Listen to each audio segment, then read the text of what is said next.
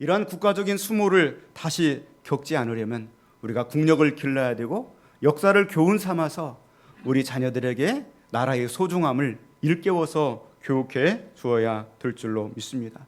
그때 당시에 우리나라 인구가 한 2천만이 채 되지 않았고요. 그리고 그 중에서 하나님을 섬기는 기독교회는 20만이 되지 않았습니다. 0.9%라고 그렇게 이야기를 하고 있습니다. 그러나 그 0.9%의 우리 크리스찬들이 얼마나 나라를 위해서 요소요소에서 애를 쓰고 또 기도하고 하나님의 말씀 붙들고 용감하게 싸우고 또 애국을 했는지 모릅니다.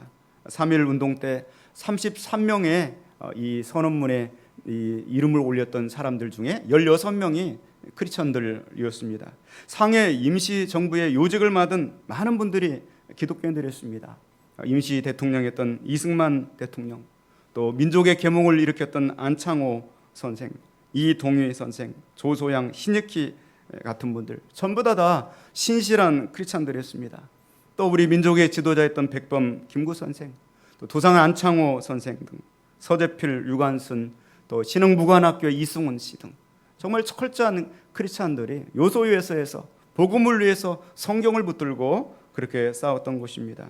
지금까지 우리나라가 이렇게 그래도 하나님의 축복 속에서 기적을 일으키면서 세계 속의 역사에서 찾아볼 수 없는 그러한 놀라운 경제 부흥을 일으키고 또 이렇게 해방 후 74년 만에 놀라운 비약적 성장을 이룬 것은 바로 하나님의 은혜와 축복이고 또 하나님을 믿었던 우리 믿음의 선진들이 그렇게 충성하고 나라를 위해서 애를 썼던 결과인 줄로 믿습니다.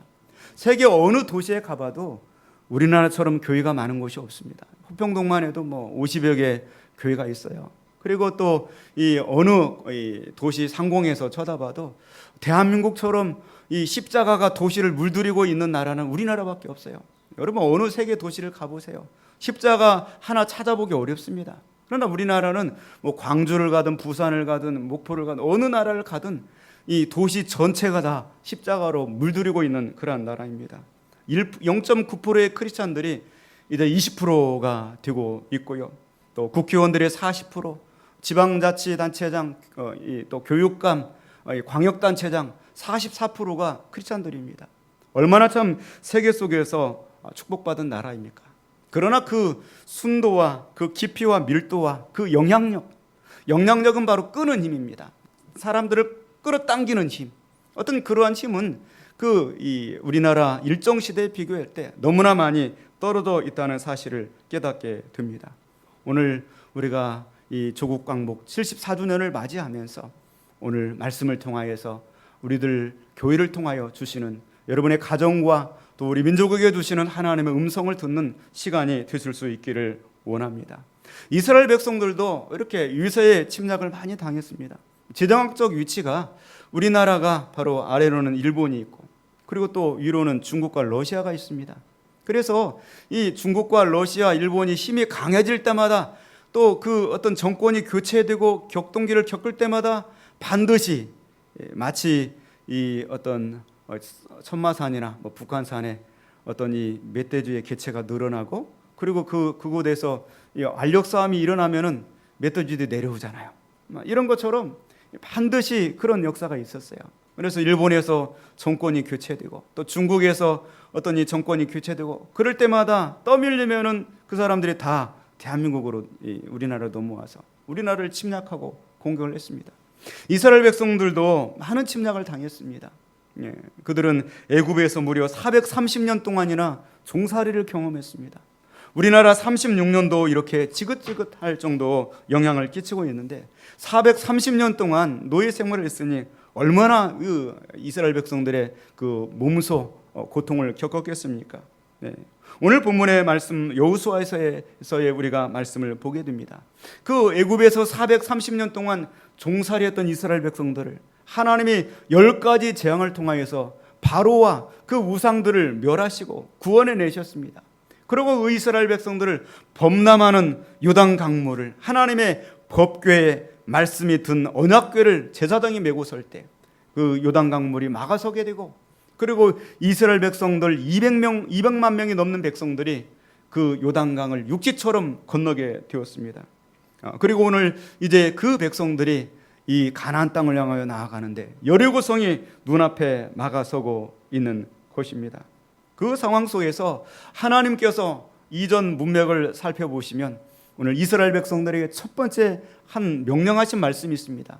그것은 바로 너희 중 모든 남자들은 다 할례를 행하라 한 겁니다. 이제 이 여리고성 전투를 앞두고 남자들이 이 전쟁 훈련을 하고 군사 훈련을 하고 조직을 짜고 전략을 세우고 이렇게 해야 되는데 남자들의 모든 남자들은 할례를 행하라. 남자들이 전투할 수 있는 능력을 상실해 버리는 것입니다. 혹시라도 할례하고 그 일주일 동안에 적군이 쳐들어오면 꼼짝없이 전멸당할 수밖에 없습니다. 그러나 여호수아는 하나님 말씀에 순종하여서 할례를 행하게 되는 것이죠. 할례는 바로 과거의 불신앙적인 삶을 청산하고 하나님과의 올바른 관계를 회복하는 것입니다. 오늘날의 세례가 되겠습니다. 바로 하나님과의 관계 회복이 가장 시급하다는 것입니다. 우리가 광복 74주년을 맞이하면서 공교롭게도 일본의 경제 전쟁에 직면해 있습니다. 오늘 하나님께서 이 자리에 오신 우리들에게 원하는 것은 가장 시급한 것은 하나님과의 관계의 회복이다. 그렇게 우리에게 말씀을 해주고 있는 것입니다. 그러고 나서 그들이 하나님 앞에 할례를 행하고 그 다음 하나님의 명령은 유월절 절기를 지키는 것입니다. 바로 어린 양의 피를 사방에 뿌리고 어린 양의 살과 고기를 먹으면서 유월절 절기를 지키는 것입니다.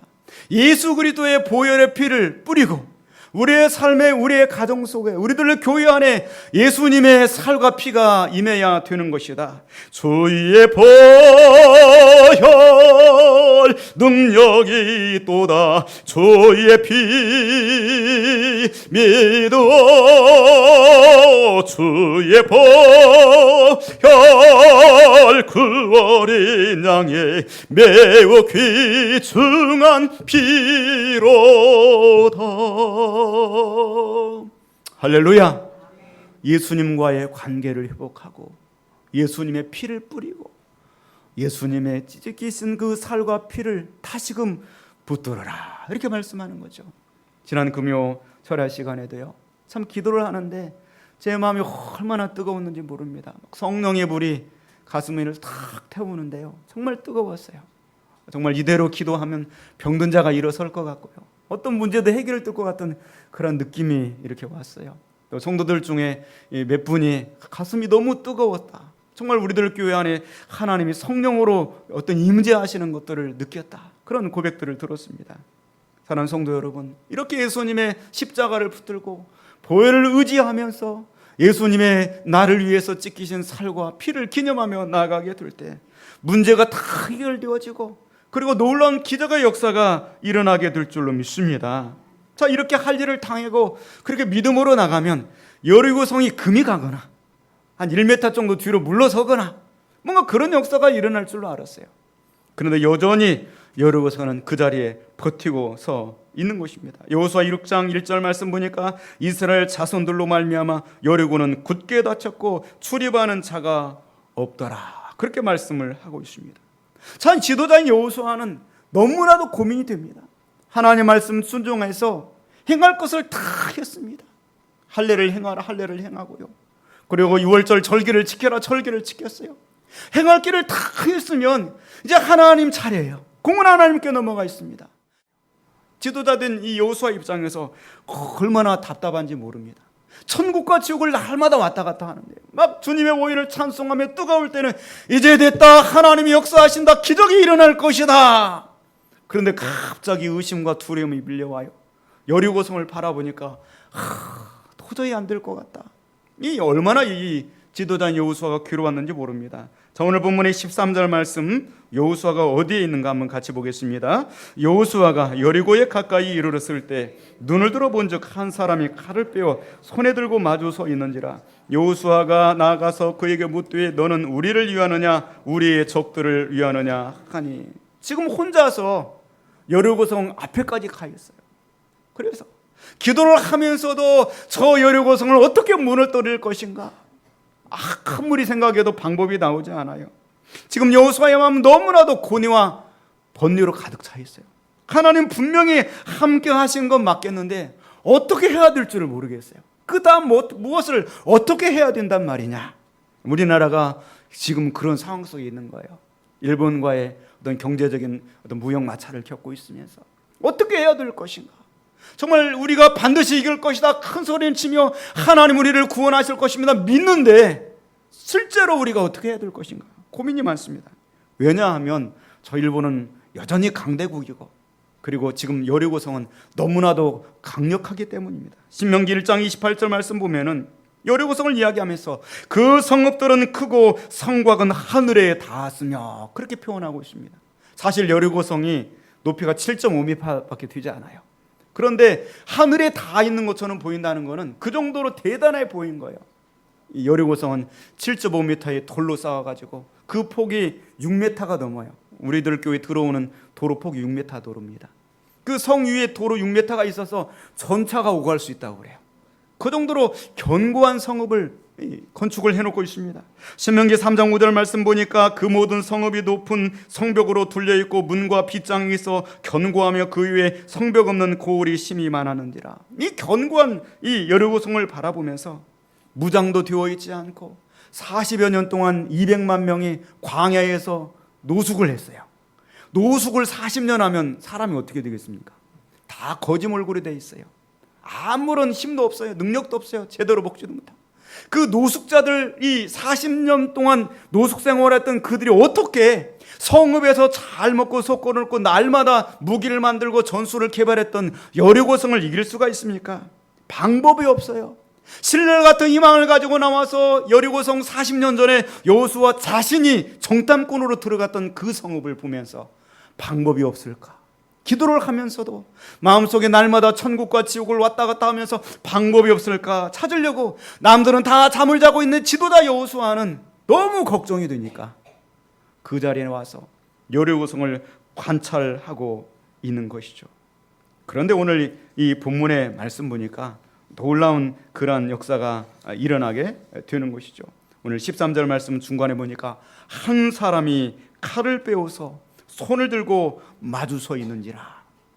그렇게 서서 고민하고 있는데 갑자기 어떤 사람이 칼을 쫙 빼들고 앞에 마주에서 서 있는 거죠. 틀림없이 이 사람은 가나안 사람 같아요. 자기를 죽이려고 온 가나안 사람 같아요. 그래 여호수아가 담대하게 외칩니다. 너는 아군이냐 적군이냐? 오늘 13절 말씀에 여호수아가 나아가서 그에게 묻되 너는 우리를 위하느냐 우리의 적들을 위하느냐 물어보는 거죠. 아군이냐 적군이냐? 적군이면 어떻게 해야 돼요? 싸워야 돼요. 그가 죽거나 내가 죽거나 해야 돼요. 싸워야 돼요. 아군이면 정말 다행이다 하는 거죠. 아군이냐 적군이냐? Are you for us or for our enemies? 우리 적들을 위하느냐? 아니면 우리 아군이냐? 이렇게 물어보는 것이죠. 그때 그 대답을 하는데 오늘 14절 말씀 한번 같이 보겠습니다. 그가 이르되 아니라 나는 여호와의 군대의 대장으로 지금 왔느니라 하는지라. 여호수아가 얼굴을 땅에 대고 엎드려 절하고 그에게 이르되 내 주여 종에게 무슨 말씀을 하려 하시나이까. 아군이냐 적군이냐? 아군이다 적군이다 그렇게 대답하는 것이 아니라 네이더 아니다. 아군도 아니고 적군도 아니다. 그런 편처럼 대답이 질문이 틀렸다 아니다 그렇게 말하는 것이죠. 그러면서 나는 여호와의 군대의 대장으로 지금 왔다 이렇게 말씀하는 것이죠. 여호와의 군대 대장으로 지금 이 자리에 와 있느니라. 사랑하는 성도 여러분, 광복절 74주년을 맞이하면서 오늘 우리가 기념주일 예배를 드는 이 자리에 여호와의 군대의 대장으로 칼을 빼들고 하나님은 개입하시며 함께 하시는 줄로 믿습니다. 왜 여호와의 군대의 대장으로 이 자리에 왔겠습니까? 누구를 위하여? 여호수아와 이스라엘 백성들을 위하여 하나님 앞에 할례를 행하고 그리고 예수 그리스도의 보배로운 피를 흘린 그 사람들을 구원하시기 위해서 그들을 대신하여 싸우시기 위해서 그 자리에 함께 하신 줄로 믿습니다. 출애굽기서의 내용을 보면은요 1장에서부터 탄식 소리가 넘쳐납니다. 430년 동안 노예 생활을 했습니다. 그리고 집도 주지 아니하고 여수의 벽돌을 만들어라. 벽돌을 만들지 못한다고 채찍질을 당하고 핍박을 당합니다. 그래도 날마다 번창하고 하나님이 축복해 주시니까 이제는 남자아이를 낳으면 나일강에 전부 다 버려서 죽여라 합니다. 세상에 이런 법이 어디 있습니까? 그런 고통 속에서 하나님 앞에 울부짖음이 너무나 컸습니다. 근데 하나님의 축복 속에서 애굽에서 구출해내시고, 출애굽기 15장에 보니까 그들의 눈물과 탄식이 변화해서 이제는 홍해를 가르시고 육지까지 건너게 하신 그 하나님을 찬송하는 모세와 이스라엘 남자들의 노래, 미리암과 이스라엘 여자들의 노래가 나오고 있습니다. 출애굽기 15장 1절에 보니까 내가 여호와를 찬송하리니 그는 높고 영화로우시며 말과 그 탄자를 바다에 던지셨습니다. 하나님은 높고 영화로우신 하나님, 말과 그 탄자를 바다에 던져오시는 하나님이 되시는 줄로 믿습니다. 이스라엘 백성들에게 있어서 말과 그 탄자들은 오늘날 첨단 무기에 해당되는 거예요. 완전히 장갑차, 완전히 탱크, 이런 이 말과 그 탄자들, 첨단 무기들을 하나님께서는 무기력하게 바다에 던지시는 하나님이시다, 그렇게 말씀하고 있습니다. 인간이 얼마나 포악한지 모릅니다. 인간처럼 잔인한 존재가 없어요. 인간처럼 정말 포악한 존재가 없습니다. 또 인간처럼 지혜롭고 머리가 좋고 유능한 존재가 없어요. 인간만이 머리를 써서 손을 활용을 해서, 그래서 어떤 문명을 개발을 시키고 비행기도 만들어 하늘을 날게 하고, 그리고 바닷속에도 잠수함을 만들어서 들어가게 하고, 참 인간이 얼마나 지혜로운지 모릅니다. 그러나 인간이 아무리 지혜로워도 하나님을 당할 수는 없습니다. 유능한 인간은 있지만 전능한 인간은 없어요. 인간은 다 거기서 거기입니다.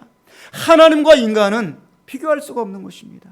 하나님은 전능하신 하나님, 크고 위대하신 하나님이 되시는 줄로 믿습니다. 모세는 출애굽기 15장 2절에 여호와는 나의 힘이 되십니다.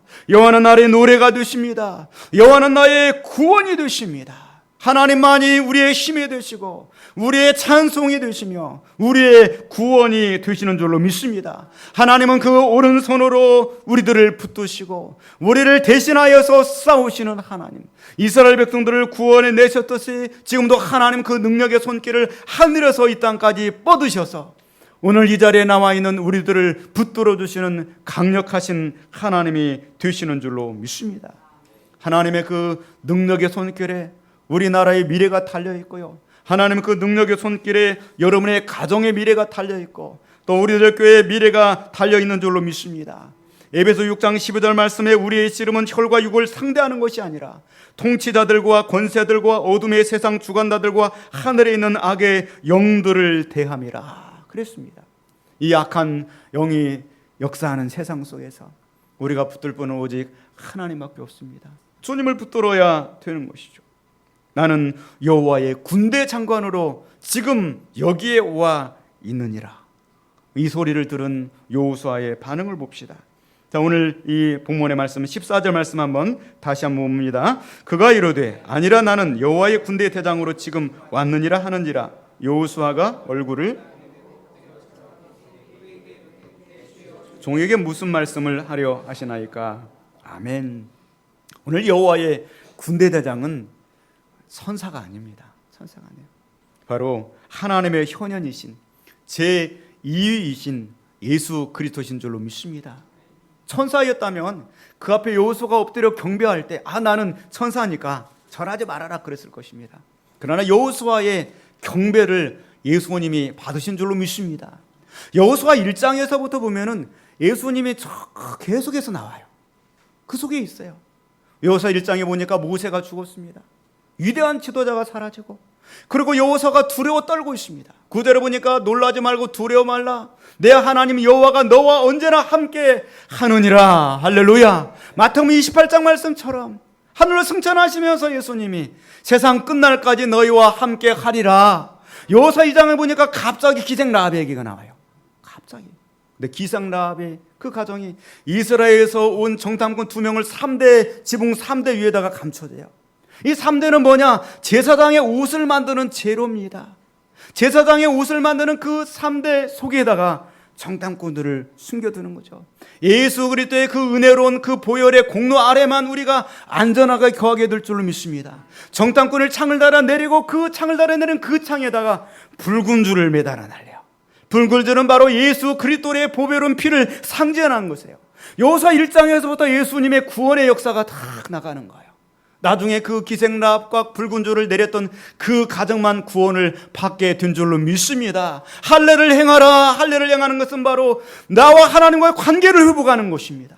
내 자성을 부전하는 거예요. 내가 하나님과 연합하는 세례와 같은 것입니다. 유월절을 지키라. 어린 양의 피를 뿌리는 것입니다. 어린 양의 살과 피를 먹는 거예요. 예수님이 구구절절에 나오더니 여호수아 5장에 진짜 예수님이 칼을 빼들고 나타나서 내가 지금 너의 싸움을 대신하러 이 자리에 와 있느니라.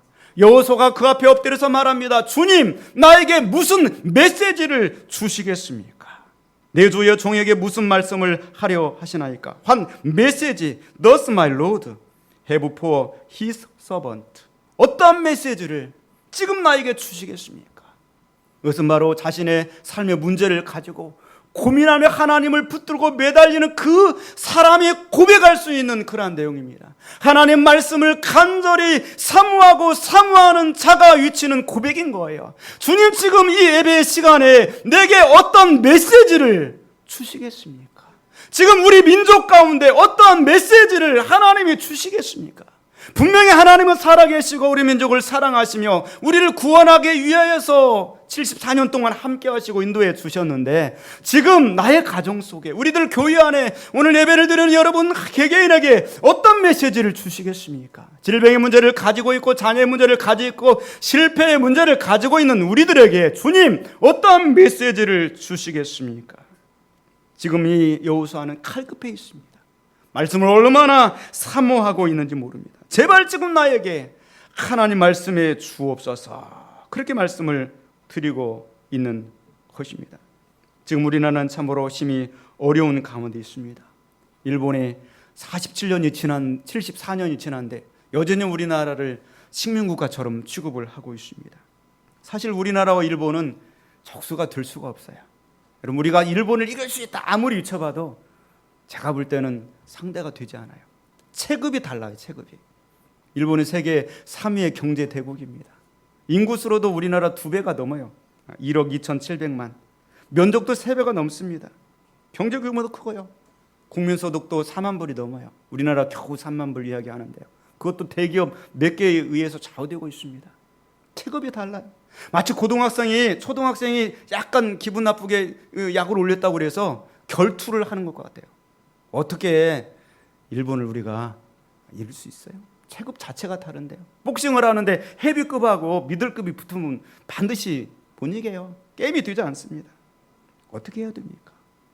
오늘 우리는 주님을 붙들어야 됩니다. 한국교회가 깨닫고요, 더 하나님의 얼굴을 구하고 하나님 내게 말씀하여 주옵소서, 하나님의 말씀을 간절히 기도해야 되는 것입니다. 우리 마음속 깊은 곳에서부터 우리가 정말 하나님의 얼굴을 구하고 바라야 되는 것입니다.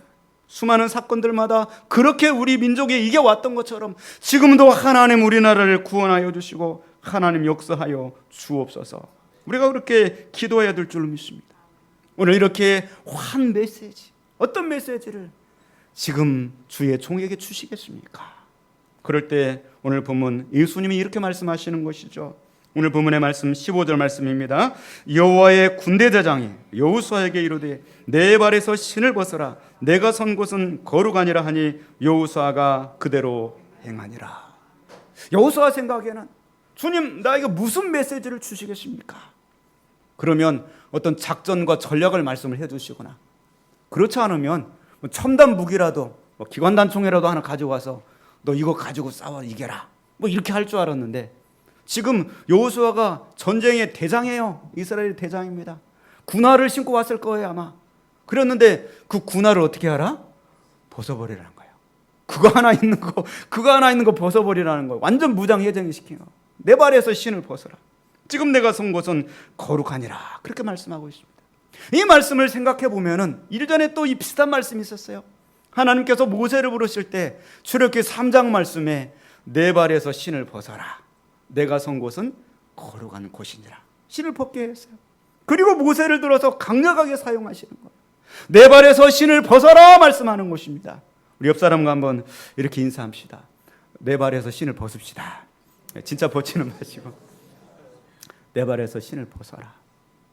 여러분, 신을 벗는 행동은 바로 노예가 되는 거예요. 노예가 되는 거예요. 노예들은 신발 신고 다니지 않았어요.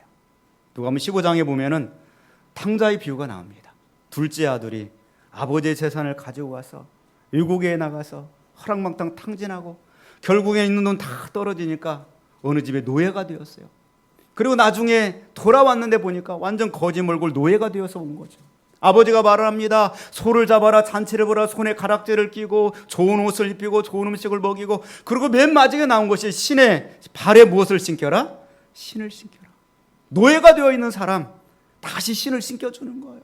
내 발에서 신을 벗어라 하는 것은 바로 너는 지금부터 나의 충성스러운 종이 되어라. 너는 지금부터 오직 나의 종이 되어라. 할렐루야. 그러면 내가 다시 너의 발에 신을 신겨주고 너를 위하여서 내가 싸우겠다. 그렇게 말씀을 하고 있는 것입니다. 모세를 향하여 내 발에서 신을 벗어라 하신 하나님께서 그의 능력의 신을 신겨주실 때 이스라엘 백성들을 구원하게 된 줄로 믿습니다. 우리 모든 성도들이 우리 발에서 신을 벗고요, 나를 의존하고 내 경험을 의존하고 지식을 의존하던 모든 것들을 내려놓고 나는 이제부터 하나님의 종입니다. 고백을 하면서 나아갈 때 하나님은 다시금 우리의 신을 신겨주실 거예요. 다시금 우리를 무장시켜 주실 거예요. 공중의 모든 대적한 악한 영들을 대적하며 싸워 이길 수 있는 능력을 우리에게 허락하여 주실 줄로 믿습니다. 그 말씀을 우리에게 해주고 있는 것입니다. 절대적으로 순종하고 나의 삶의 모든 주의권을 하나님께 양도하고 내 인생의 삶의 코피를 주님께 올려드려라.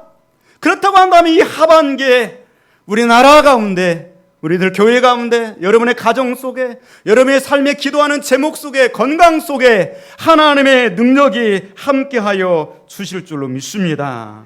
이렇게 말씀하는 것이죠. 이 말씀을 붙들고 하나님께 삶의 주도권과 작전권을 맡겨드릴 때 매일 한 바퀴씩 여리고성을 돌게 하고 마지막 날 7바퀴를 돌면서 외칠 때 그 여리고성이 정말 칼 한 번 쓰지 않고 하나님의 능력으로 무너지게 된 줄로 믿습니다. 남이야 신발을 벗던 말든 자꾸 옆 사람 신발 벗으라고 하지 마세요. 너의 신을 벗으라고 했어요. 너의 신을. Take off your sandals. 너의 신을 벗으라고 했어요. 여러분, 우리가 하반기를 앞두고서 특별히 우리들의 신을 벗기를 바랍니다. 하나님을 바라보실 수 있기를 바랍니다.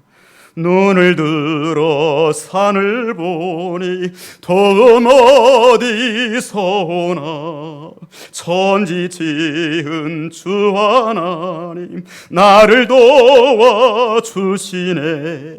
나의 발이 실족 않게 깨어 지키며 택한 백성 항상 지켜 길이 보호하시네. 하나님은 지금 우리나라를 사랑하시고요, 우리 한국교회가 깨어서 내 발에서 신을 벗어라.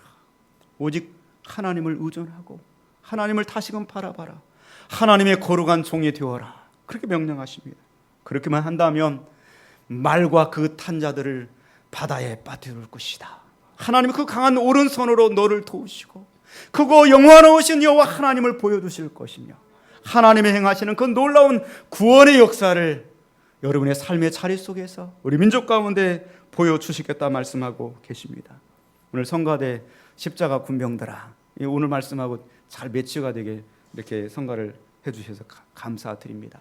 주님이 우리 대장 되어서 싸워주실 것입니다. 그것을 기대하면서 더욱 기도하며 나아가는 저희들이 되실 수 있기를 주님의 이름으로 축원을 드립니다.